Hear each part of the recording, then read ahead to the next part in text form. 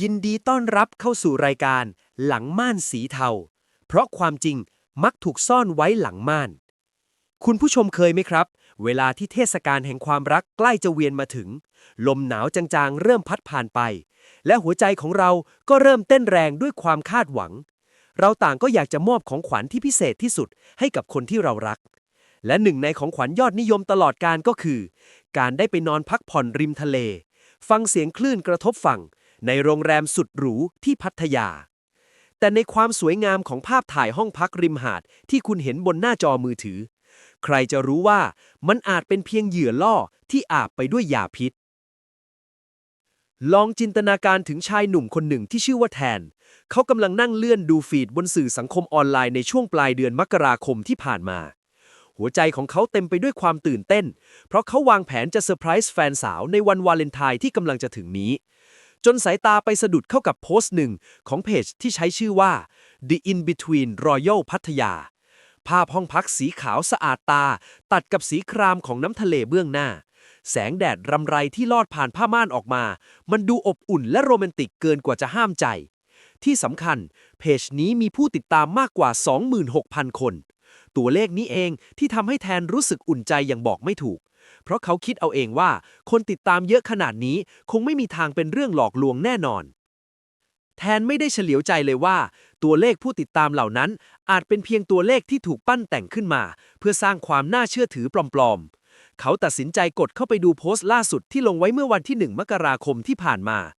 รูปภาพอาหารเช้าสุดหรูริมสระว่ายน้ำและห้องพักระดับ 5 ดาวมันช่างดูสมบูรณ์แบบเหลือเกินเขาเริ่มจินตนาการถึงรอยยิ้มของแฟนสาวเมื่อได้เห็นห้องพักนี้แทนรีบพิมพ์ข้อความเข้าไปสอบถามผ่านช่องทางสนทนาทันทีโดยหารู้ไม่ว่าเบื้องหลังหน้าจอที่กำลังโต้ตอบกับเขาอยู่นั้นไม่ใช่พนักงานโรงแรมผู้ใจดีแต่เป็นมิจฉาชีพที่กำลังแสยะยิ้มรอเหยื่อมาติดกับบรรยากาศในบทสนทนาเต็มไปด้วยความสุภาพและการบริการที่ยอดเยี่ยมแอดมินเพจแจ้งว่าห้องพักเหลือเพียงห้องสุดท้ายสำหรับช่วงวันวาเลนไทน์พอดีราคาโปรโมชั่นพิเศษเพียง 3,600 บาทเท่านั้นความรู้สึกกลัวที่จะพลาดโอกาสดีๆหรือความรู้สึกที่เรียกว่ากลัวตกขบวนทำให้แทนเริ่มลนลานเขาไม่อยากให้ห้องหลุดมือไป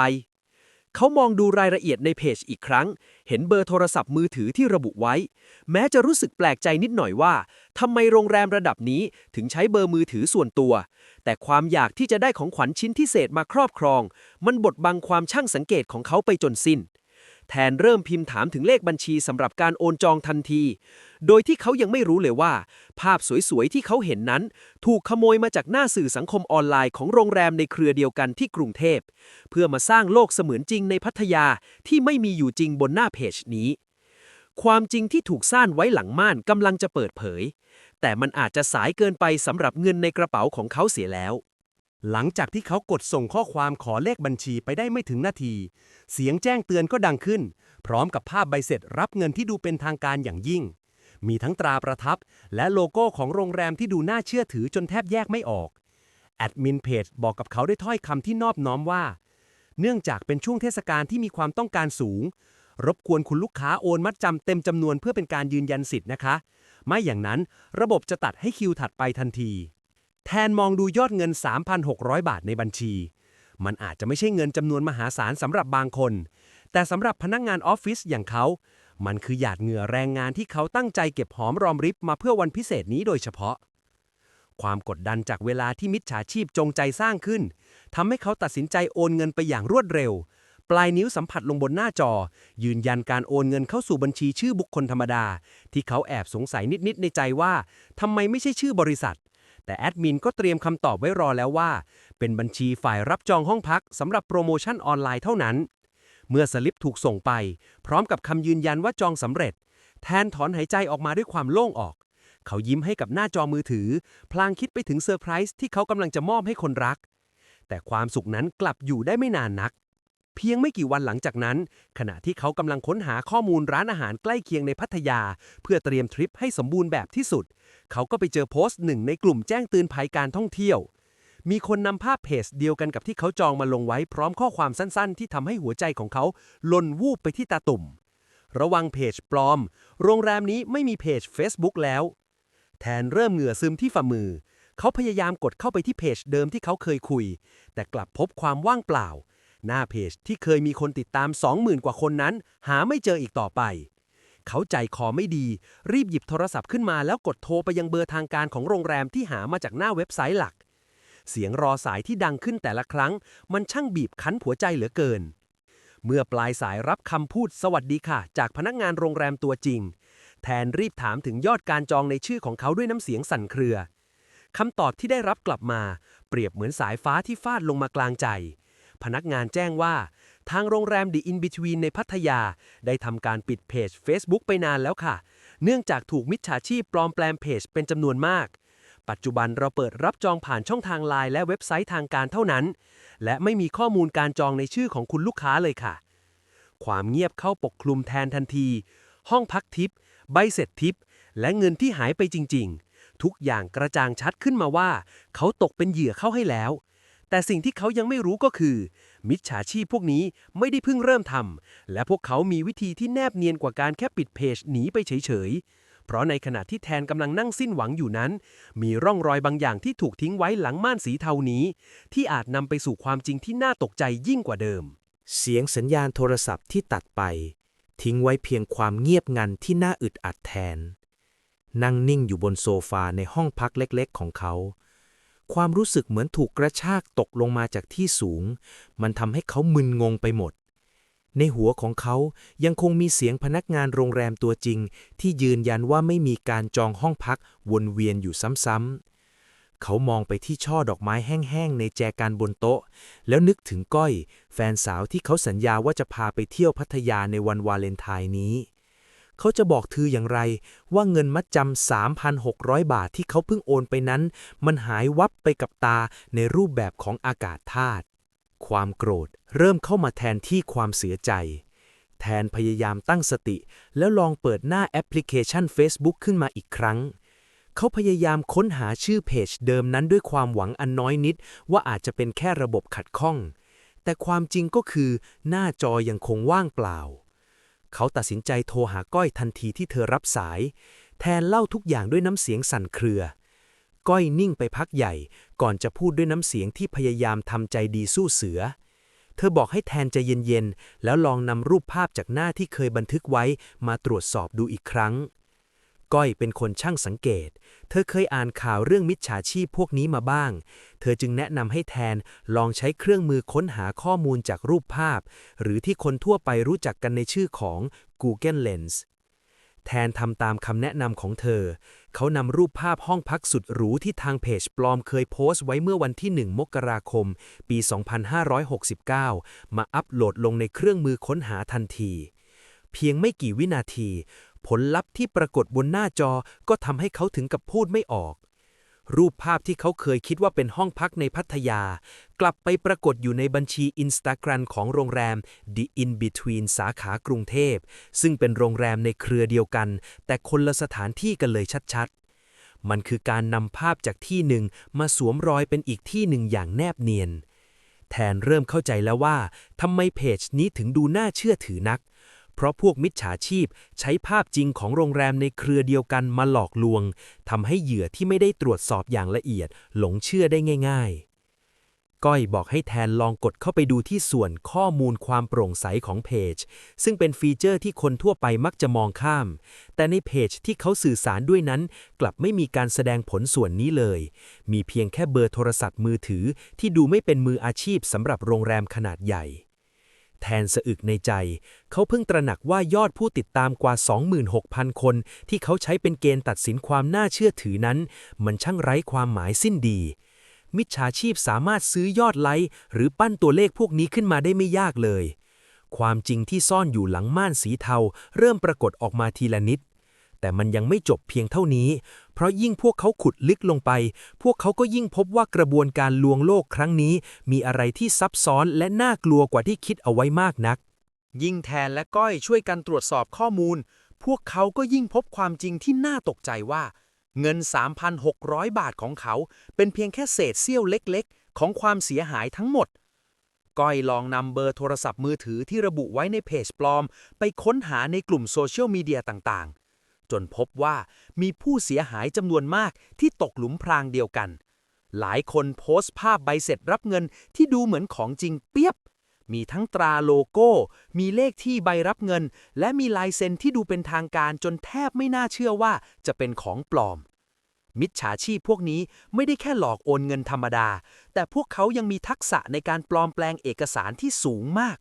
พวกเขารู้ว่าต้องพิมพ์ข้อความอย่างไร ต้องใช้สีแบบไหน เพื่อให้เหยื่อตายใจ และยอมควักเงินในกระเป๋าออกมาโดยไม่สงสัย แทนมองดูรูปใบเสร็จปลอมเหล่านั้นในหน้าจอ แล้วหันมามองสลิปโอนเงินในมือของตัวเอง ความรู้สึกเจ็บปวดจากการถูกหลอกมันลามไปถึงหัวใจ เขาไม่ได้เสียดายแค่เงิน แต่มันคือความตั้งใจที่อยากจะทำสิ่งดีๆให้คนรักที่ถูกเหยียบย่ำก้อยจับมือแทนไว้แน่น และบอกว่านี่ไม่ใช่ความผิดของเขาเลย แต่มันคือขบวนการอาชญากรรมที่จงใจอาศัยความรักและความคาดหวังของผู้คนมาเป็นเครื่องมือ พวกเขาศึกษาแม้กระทั่งช่วงเวลาที่คนต้องการจองห้องพักมากที่สุดอย่างวันวาเลนไทน์และใช้โรงแรมที่มีชื่อเสียงจริงๆมาเป็นฉากบังหน้า จากการสืบค้นข้อมูลเพิ่มเติม พวกเขาพบว่าเหตุผลที่โรงแรม The In-Between ในพัทยาตัดสินใจปิดเพจ Facebook ทางการไปทั้งหมด ก็เพราะว่ามิจฉาชีพปลอมแปลงเพจได้เก่งเสียจนทางโรงแรมตัวจริงไม่สามารถจัดการได้หมดสิ้น เพื่อเป็นการป้องกันไม่ให้มีเหยื่อรายใหม่เพิ่มขึ้น โรงแรมจึงต้องยอมตัดอวัยวะเพื่อรักษาชีวิต ปิดช่องทางการสื่อสารที่สำคัญที่สุดอย่าง Facebook ทิ้งไป แล้วหันไปรับจองผ่านระบบ LINE และเว็บไซต์ทางการเท่านั้น นี่คือความเสียหายที่ไม่ได้เกิดขึ้นแค่ตัวเงิน แต่ยังกระทบต่อชื่อเสียงและธุรกิจของโรงแรมตัวจริง ที่ต้องมาแบกรับผลพวงจากการกระทำของคนชั่วเหล่านี้ แทนเริ่มฉุกคิดขึ้นมาได้ว่า บัญชีที่เขาโอนเงินไปนั้น แม้จะเป็นชื่อบุคคลธรรมดา แต่ทางเพจปลอมกลับมีการอ้างชื่อว่าเป็นเจ้าหน้าที่ระดับสูงของฝ่ายรับจองห้องพักออนไลน์ เพื่อสร้างความมั่นใจ ก้อยพยายามให้กำลังใจเขา และเสนอว่าเราควรจะเอาเรื่องนี้ไปแจ้งความให้ถึงที่สุด แม้มันจะดูเป็นเรื่องยากที่จะได้เงินคืน แต่เราต้องหยุดวงจรนี้ไม่ให้ใครต้องมาเจอเหมือนเราอีก ในขณะที่พวกเขากำลังเตรียมรวบรวมหลักฐานอยู่นั้น แทนก็ได้สังเกตเห็นข้อความหนึ่งที่ถูกส่งเข้ามาในห้องแชทเดิมที่เขาเคยคุย ซึ่งตอนนี้มันเปลี่ยนชื่อไปเป็นอย่างอื่นแล้ว ข้อความนั้นไม่ได้ส่งมาหาเขา แต่มันถูกเด้งขึ้นมาในรูปแบบของการแจ้งเตือนที่ค้างอยู่ ซึ่งมันแสดงให้เห็นว่ามิจฉาชีพกลุ่มนี้กำลังเริ่มแผนการใหม่ที่ใหญ่กว่าเดิม และครั้งนี้เป้าหมายของพวกมันอาจไม่ใช่แค่เงินมัดจำเพียงอย่างเดียวอีกต่อไป ความสับสนยังไม่ทันจางหาย แสงไฟกระพริบบนหน้าจอมือถือของแทนก็ดึงความสนใจของเขากลับมาอีกครั้ง ข้อความที่เด้งขึ้นมาในห้องสนทนาที่เคยเป็นชื่อโรงแรมหรู ตอนนี้ถูกเปลี่ยนชื่อไปเป็นศูนย์รวมสิทธิพิเศษการท่องเที่ยวเสียแล้ว มันเป็นความจริงที่น่าขนลุกเมื่อได้เห็นกับตาว่าเพจที่มีผู้ติดตามกว่า 26,000 คน ซึ่งสร้างความน่าเชื่อถือจนทำให้เขาต้องเสียเงินไปสามารถเปลี่ยนโฉมหน้าไปเป็นอย่างอื่นได้เพียงแค่การคลิกไม่กี่ครั้ง แทนและก้อยจ้องมองหน้าจอด้วยความรู้สึกที่บรรยายไม่ถูก ก้อยเริ่มวิเคราะห์ตามสัญชาตญาณของเธอว่านี่คือเหตุผลที่มิจฉาชีพเลือกใช้เพจที่มีฐานคนติดตามเยอะๆ เพราะเมื่อเหยื่อถูกหลอกจนจบกระบวนการหรือเริ่มมีคนแจ้งรายงานเพจพวกมันก็จะรีบเปลี่ยนชื่อเพื่อหนีการตรวจสอบและเริ่มล่าเหยื่อกลุ่มใหม่ในคราบของธุรกิจอื่นทันที แทนลองกดเข้าไปดูในส่วนของข้อมูลความโปร่งใสของเพจอีกครั้ง คราวนี้เขาสังเกตเห็นร่องรอยที่ชัดเจนขึ้น เพจนี้มีการเปลี่ยนชื่อมาแล้วหลายครั้งในรอบปี จากเพจขายเสื้อผ้ากลายมาเป็นเพจรับจองที่พักและล่าสุดคือเพจแจกรางวัล ความจริงที่ซ่อนอยู่หลังม่านสีเทานี้เริ่มเปิดเผยให้เห็นถึงโครงสร้างอาชญากรรมที่ทำกันเป็นกระบวนการ พวกมันไม่ได้ทำเพียงลำพังแต่น่าจะมีเครือข่ายที่คอยกว้านซื้อเพจเก่าที่มีคนติดตามเยอะๆมาเพื่อใช้เป็นเครื่องมือสร้างความเชื่อถือปลอมๆบรรยากาศในห้องพักของแทนเริ่มเย็นเยียบลงไม่ใช่เพราะเครื่องปรับอากาศแต่เป็นเพราะเขากำลังตระหนักว่าตัวเองกำลังเผชิญหน้ากับกลุ่มคนที่เป็นมืออาชีพในการหลอกลวงอย่างยิ่งในขณะที่พวกเขากำลังศึกษาประวัติของเพจก้อยก็สังเกตเห็นข้อความคอมเมนต์หนึ่งที่เพิ่งถูกลบไปในโพสต์เก่าเขาแคปภาพไว้ได้ทันเวลามันเป็นข้อความจากผู้หญิงที่ใช้ชื่อว่าบัวเขาโพสต์เบอร์โทรศัพท์ของเธอไว้พร้อมข้อความวิงวอนขอเงินคืนแทนไม่รอช้าเขาตัดสินใจติดต่อหาบัวทันทีหวังว่าข้อมูลจากเพื่อนร่วมชะตากรรมจะช่วยให้เขาเข้าใจสิ่งที่เกิดขึ้นได้มากขึ้น เมื่อปลายสายรับโทรศัพท์เสียงของบัวสั่นเครือและเต็มไปด้วยความหวาดกลัวเธอเล่าให้ฟังว่าเธอไม่ได้เสียแค่เงินมัดจำ 3,600 บาทเหมือนที่แทนโดนแต่เธอกลับต้องสูญเสียเงินในบัญชีไปเกือบทั้งหมดเพราะหลังจากที่เธอโอนเงินมัดจำไปแล้วมิจฉาชีพในคราบแอดมินเพจได้ส่งลิงก์มาให้เธอกดโดยอ้างว่าเป็นลิงก์สำหรับลงทะเบียนประกันความคุ้มครองห้องพักและเพื่อรับเงินคืนในกรณีที่มีการยกเลิกแทนฟังเรื่องราวของบัวด้วยความสลดใจบัวเล่าว่าหลังจากเธอกดลิงก์นั้นไปไม่ถึง 5 นาทีโทรศัพท์ของเธอก็เริ่มทำงานผิดปกติเครื่องค้างและดับไปเมื่อเธอเปิดเครื่องขึ้นมาใหม่และเช็คแอปพลิเคชันธนาคารเงินที่เธอเก็บออมมาทั้งปีเพื่อทริปวันวาเลนไทน์นี้ก็ถูกโอนออกไปยังบัญชีที่เธอไม่รู้จักจนเกลี้ยงนี่คือความโหดเหี้ยมที่ซ่อนอยู่ภายใต้ภาพห้องพักสวยงามริมทะเลพัทยาแทนเริ่มหันมามองมือถือของตัวเองด้วยความระแวงเขาโชคดีที่ยังไม่ได้กดลิงก์อะไรไปแต่อาการสั่นของหัวใจยังคงไม่หยุดลงความโกรธแค้นต่อมิจฉาชีพพวกนี้พุ่งสูงขึ้นเป็นเท่าตัวพวกมันไม่ได้เพียงแค่พรากความสุขในวันสำคัญไปแต่พวกมันยังทำลายชีวิตและอนาคตของคนคนหนึ่งได้อย่างหน้าตาเฉยแทนและก้อยจึงตัดสินใจว่าพวกเขาต้องทำอะไรสักอย่างที่มากกว่าการแจ้งความออนไลน์เสียแล้วเรื่องราวของบัวทำให้แทนและก้อยเห็นภาพวงจรอาชญากรรมที่ชัดเจนขึ้นมิจฉาชีพไม่ได้หยุดอยู่แค่การสร้างเพจปลอมหรือใช้รูปถ่ายที่ขโมยมาจาก Instagram ของโรงแรมอื่นเท่านั้นแต่นี่คือการล่าเหยื่อแบบต่อเนื่องที่เริ่มจากการล่อด้วยโปรโมชั่นราคาถูกแล้วปิดท้ายด้วยการใช้เทคโนโลยีเข้าโจมตีเพื่อสูบเงินจากบัญชีจนหมดสิ้นก้อยนั่งลงข้างๆแทนพร้อมกับเปิดคอมพิวเตอร์เพื่อสืบค้นข้อมูลเชิงลึกขึ้นไปอีกเธอพบว่าเบอร์โทรศัพท์มือถือที่เพจปลอมระบุไว้นั้นเมื่อนำไปค้นหาในแอปพลิเคชันระบุตัวตนผู้โทรกลับปรากฏชื่อที่เป็นนามแฝงแปลกๆและมีการแจ้งเตือนว่าเป็นเบอร์อันตรายอยู่หลายครั้งแทนพยายามนึกย้อนกลับไปถึงตอนที่เขาสนทนากับแอดมินเพจจิตวิทยาที่พวกมันใช้ช่างแนบเนียนเหลือเกินพวกมันรู้ว่าคนเราเมื่ออยู่ในภาวะที่กลัวจะเสียโอกาสหรือที่เรียกว่าความกลัวที่จะพลาดของดีจะทำให้เหตุผลในการตัดสินใจลดลงพวกมันใช้คำพูดกดดันเรื่องเวลาบอกว่าเหลือห้องสุดท้ายบอกว่ามีคนรอจองต่ออีกหลายคิวทั้งหมดนี้เป็นเพียงการบีบให้เหยื่อรีบโอนเงินโดยไม่ทันได้ตรวจสอบข้อมูลปฐมภูมิแทนเริ่มรู้สึกว่าตัวเองช่างอ่อนหัดนักที่หลงเชื่อเพียงเพราะยอดผู้ติดตามหลักหมื่นและการใช้ภาพที่ดูสวยงามเกินจริงในคืนนั้นขณะที่พวกเขากำลังรวบรวมหลักฐานเพื่อเตรียมตัวเดินทางไปสถานีตำรวจในวันรุ่งขึ้นท่ามกลางเสียงฝนที่เริ่มตกลงมาบางๆข้างนอกหน้าต่างสร้างบรรยากาศที่ดูหม่นหมองและหนักอึ้งจู่ๆโทรศัพท์ของแทนก็สั่นขึ้นมาอีกครั้งเป็นเบอร์แปลกที่ไม่ได้บันทึกไว้แต่เมื่อเขามองดูตัวเลขเหล่านั้นชัดๆหัวใจของเขาก็เต้นรัวจนแทบจะทะลุออกมานอกอกมันคือเบอร์มือถือเดียวกับที่ระบุไว้ในเพจปลอมของโรงแรมทิปนั่นเองแทนมองหน้าก้อยด้วยความตกตะลึงทำไมมิจฉาชีพถึงเป็นฝ่ายโทรหาเขาเสียเองในเวลานี้เขาตัดสินใจกดรับสายพร้อมกับเปิดลำโพงให้ก้อยได้ยินด้วยเสียงปลายสายเป็นเสียงผู้ชายน้ำเสียงนุ่มนวลและดูเป็นสุภาพบุรุษอย่างยิ่งชายคนนั้นเรียกชื่อแทนได้อย่างถูกต้องและอ้างว่าโทรมาจากฝ่ายตรวจสอบการทำรายการของโรงแรม The In-Between พัทยาเขาบอกว่าระบบเกิดความผิดพลาดในการออกใบเสร็จและต้องการให้แทนช่วยยืนยันตัวตนผ่านระบบใหม่อีกครั้งเพื่อป้องกันไม่ให้การจองถูกยกเลิกแทนกำโทรศัพท์ในมือแน่นจนนิ้วซีดขาวเขารู้ทันทีว่านี่คือกับดักขั้นที่2ที่บัวเคยเตือนไว้มิจฉาชีพกำลังพยายามจะเจาะข้อมูลส่วนตัวของเขาให้ลึกขึ้นไปอีกแต่สิ่งที่น่าสงสัยยิ่งกว่าคือพวกมันรู้ชื่อจริงและเบอร์โทรศัพท์ของเขาได้อย่างไรทั้งที่ในแชท Facebook เขาใช้เพียงนามแฝงเท่านั้นหรือว่าความจริงแล้วม่านสีเทาผืนนี้ยังมีความลับที่น่าสะพรึงกลัวกว่าที่เขาคิดนาการไว้หลายเท่าและมันอาจจะเกี่ยวข้องกับข้อมูลที่รั่วไหลมาจากที่ไหนสักแห่งที่เขาคาดไม่ถึงความเงียบงันภายในห้องพักของแทนดูเหมือนจะขยายตัวกว้างขึ้นจนน่าอึดอัดมีเพียงเสียงฝนที่ตกกระทบหน้าต่างและเสียงจากปลายสายที่ยังคงสนทนาด้วยน้ำเสียงสุภาพราวกับพนักงานมืออาชีพชายลึกลับคนนั้นยังคงพยายามโน้มน้าวให้แทนทำรายการผ่านลิงก์ที่กำลังจะส่งมาให้โดยอ้างว่าเป็นการกู้คืนสิทธิ์การจองห้องพักราคาพิเศษที่หลุดไปแทนกำมือแน่นจนสั่น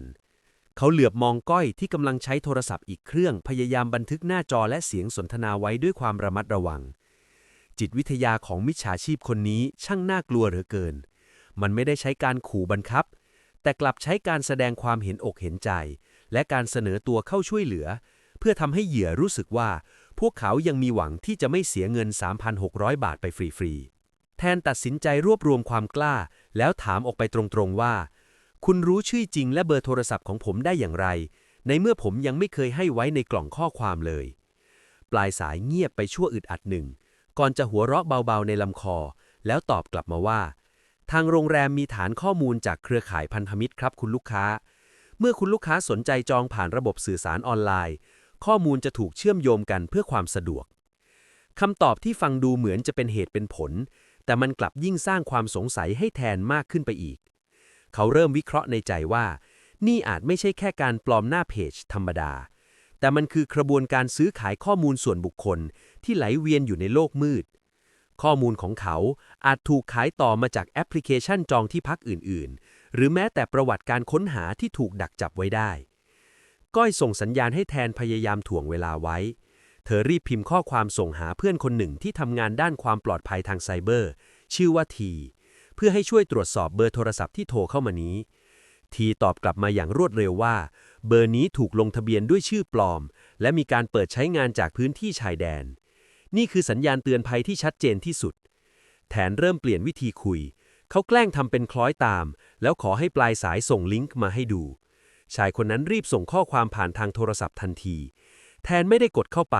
แต่เขาสังเกตเห็นว่าที่อยู่ของเว็บไซต์นั้นดูแปลกประหลาดมีตัวอักษรผสมกับตัวเลขที่ยุ่งเหยิงไม่ใช่ชื่อเว็บไซต์ทางการของโรงแรม The In-Between แต่อย่างใด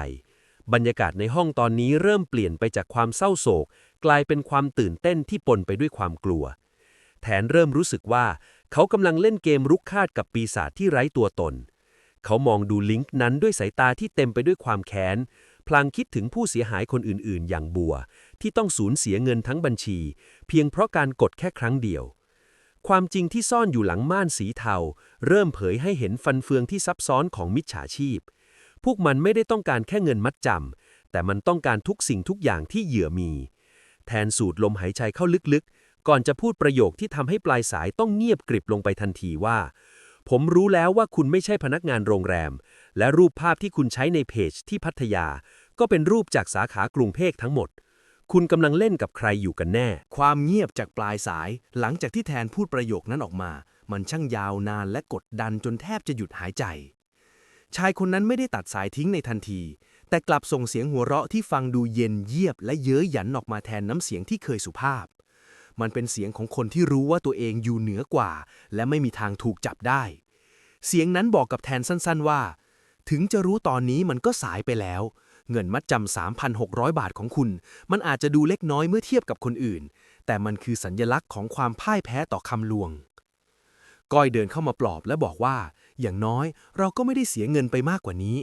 แต่ทีที่ยังคงคุยผ่านข้อความกับก้อยอยู่กลับส่งข้อมูลที่น่าตกใจมาให้เพิ่มทีบอกว่าจากการตรวจสอบร่องรอยของเพจปลอมที่ชื่อว่า The In-Between Royal Hotel พัทยาเพจนี้ไม่ได้แค่ใช้ภาพข้ามโรงแรมจาก Instagram สาขากรุงเทพมาหลอกลวงเท่านั้นแต่มันยังมีระบบที่คอยตรวจจับคำสำคัญในโพสต์ของคนทั่วไปที่กำลังมองหาที่พักในพัทยาเพื่อส่งโฆษณาปลอมไปหลอกล่อถึงหน้าจอมือถือของเหยื่อโดยตรงนี่คือกระบวนการหาเหยื่อที่แม่นยำและเป็นระบบแทนเปิดดูข้อมูลความโปร่งใสของเพจที่เคยหายไปแต่ตอนนี้ทีช่วยกู้ข้อมูลบางส่วนมาได้พบว่าเพจนี้ถูกสร้างขึ้นมานานหลายปีแล้วเดิมทีเป็นเพจเกี่ยวกับคนรักสัตว์เลี้ยงก่อนจะถูกเปลี่ยนชื่อและขายทอดตลาดมาเป็นเครื่องมือของมิจฉาชีพกลุ่มนี้ตัวเลขผู้ติดตาม 26,000 คนนั้นส่วนใหญ่เป็นบัญชีปลอมที่ถูกสร้างขึ้นมาเพื่อปั่นยอดให้ดูน่าเชื่อถือแทนเริ่มมองเห็นภาพรวมของความเสียหายที่ไม่ได้เกิดกับเขาคนเดียวแต่รวมถึงชื่อเสียงของโรงแรม The In-Between จริงที่ต้องยอมปิดเพจ Facebook หนีมิจฉาชีพเพราะไม่สามารถจัดการกับเพจปลอมที่ผุดขึ้นมาราวกับดอกเห็ดได้ในขณะที่ทั้งสองคนกำลังรวบรวมหลักฐานเพื่อจะส่งให้ทางตำรวจไซเบอร์แทนก็สังเกตเห็นอะไรบางอย่างที่น่าสนใจในใบเสร็จรับเงินปลอมที่มิจฉาชีพเคยส่งให้เขาในตอนแรกเมื่อเขาลองซูมภาพเข้าไปดูที่มุมล่างของใบเสร็จตรงที่เป็นลายเซ็นของเจ้าหน้าที่รับเงินเขาเห็นรอยจางๆของการตัดต่อที่ไม่ได้เนียนตามากนักและมีชื่อของนิติบุคคลหนึ่งที่ถูกทับซ้อนอยู่ด้านหลังซึ่งไม่ใช่ชื่อของบริษัทของ The In-Between แทนรีบนำชื่อนั้นไปค้นหาในระบบจดทะเบียนบริษัททันทีและสิ่งที่เขาพบทำให้เขาต้องเบิกตากว้างชื่อบริษัทนั้นมีอยู่จริงและมันตั้งอยู่ในจังหวัดที่เขาเพิ่งจะคุยโทรศัพท์กับมิจฉาชีพไปเมื่อครู่นี้ความตื่นเต้นเริ่มกลับมาอีกครั้งแทนเริ่มรู้สึกว่าคนร้ายอาจไม่ได้อยู่ไกลตัวอย่างที่คิดหรืออาจจะมีการแอบอ้างชื่อบริษัทที่จดทะเบียนถูกต้องมาใช้บังหน้าเพื่อสร้างความน่าเชื่อถือให้กับใบเสร็จปลอมเหล่านั้นก้อยและแทนตัดสินใจว่าพวกเขาจะไม่หยุดเพียงแค่นี้การตามหาความจริงหลังม่านสีเทามันเพิ่งจะเริ่มต้นขึ้นและเบาะแสใบจากใบเสร็จใบนี้อาจนำไปสู่รังใหญ่ของพวกโรงแรมทิปที่กำลังระบาดหนักในช่วงวาเลนไทน์แต่ในขณะที่พวกเขากำลังจะเริ่มสืบต่อเสียงเคาะประตูห้องพักของแทนก็ดังขึ้นอย่างแรงท่ามกลางเสียงฝนที่ยังไม่ซาลงใครบางคนกำลังรอเขาอยู่ที่หน้าประตูและเขาไม่แน่ใจว่านั่นคือความช่วยเหลือหรือเป็นแขกที่ไม่ได้รับเชิญจากโลกมืดที่เขากำลังเข้าไปก้าวก่ายกันแน่เสียงเคาะประตูที่ดังรัวท่ามกลางเสียงฝนทำให้แทนและก้อยสะดุ้งสุดตัวแทนเดินไปที่ประตูด้วยหัวใจที่เต้นรัวมือของเขาสั่นน้อยๆขณะที่เอื้อมไปจับลูกบิดเขาไม่รู้ว่าสิ่งที่รออยู่เบื้องหลังบานประตูนั้นคืออะไรแต่เมื่อเปิดออกเขากลับพบเพียงพนักงานส่งเอกสารที่ยืนเปียกปอนพร้อมกับซองจดหมายสีน้ำตาลใบหนึ่งในซองนั้นไม่มีชื่อผู้ส่งเพียงแต่ที่อยู่ของแทนที่จ่าหน้าไว้อย่างชัดเจนเมื่อเขาฉีกซองออกดูสิ่งที่อยู่ข้างในกลับเป็นใบปลิวโฆษณาห้องพักของโรงแรม The In-Between ที่พัทยาใบเดิมที่เขาเห็นใน Facebook แต่มันมีข้อความเขียนด้วยปากกาสีแดงทับไว้ว่า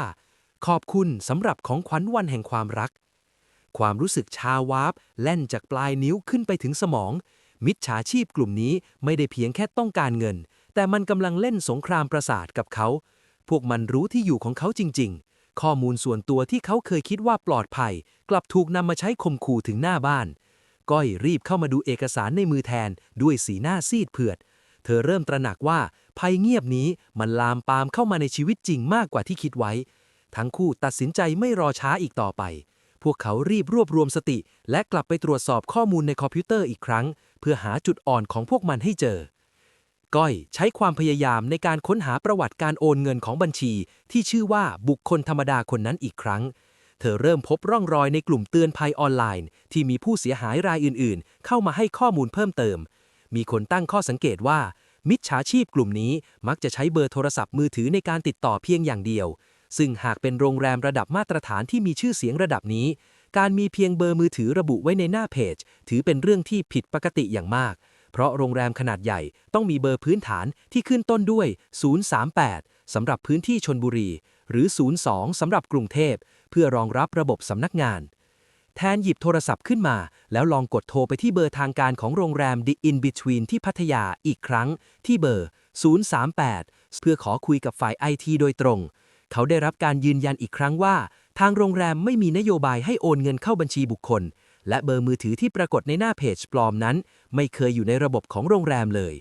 ความจริงที่น่าเจ็บปวดคือมิจฉาชีพกลุ่มนี้ใช้ความไว้เนื้อเชื่อใจของผู้คนมาสร้างเป็นอาวุธพวกมันพิมพ์ใบเสร็จออกมาได้เหมือนจริงทุกประการมีแม้กระทั่งรหัสจองห้องพักที่ดูเป็นระบบแต่เมื่อตรวจสอบจริงๆกลับเป็นเพียงตัวเลขที่ถูกสุ่มขึ้นมาบรรยากาศในห้องพักของแทนตอนนี้ไม่ได้มีเพียงความสิ้นหวังแต่มันถูกแทนที่ด้วยความมุ่งมั่นที่จะเปิดโปงความจริงที่ถูกซ่อนไว้หลังม่านนี้ให้ได้มากที่สุดเขาเริ่มเข้าใจแล้วว่าทำไมยอดผู้ติดตามกว่า 26,000 คนถึงเป็นเพียงตัวเลขลวงตาเพราะมิจฉาชีพเหล่านี้ซื้อเพจเก่าที่เคยทำธุรกิจอื่นมาก่อนแล้วมาเปลี่ยนชื่อใหม่เพื่อสวมรอยการไม่แสดงผลความโปร่งใสของเพจคือหลักฐานชิ้นสำคัญที่บ่งบอกว่าพวกมันพยายามปกปิดประวัติความเป็นมาที่สกปรกแทนสาบานกับตัวเองว่าเขาจะไม่ยอมให้วันแห่งความรักของใครต้องมาพังพินาศเพราะโรงแรมทิปเหล่านี้อีกต่อไปและเขากำลังจะใช้สิ่งที่พวกมันทิ้งไว้เป็นหลักฐานนั่นแหละกลับมาเป็นเครื่องมือในการกระชากหน้ากากของพวกมันให้เห็นกันทั้งประเทศในที่สุดความจริงที่ถูกซ่อนไว้หลังม่านสีเทาก็ถูกเปิดเผยออกมาจนหมดสิ้นหลังจากที่แทนและก้อยส่งหลักฐานทั้งหมดให้แก่เจ้าหน้าที่ตำรวจไซเบอร์รวมถึงข้อมูลเบาะแสจากบริษัทลึกลับที่ปรากฏอยู่บนใบเสร็จปลอม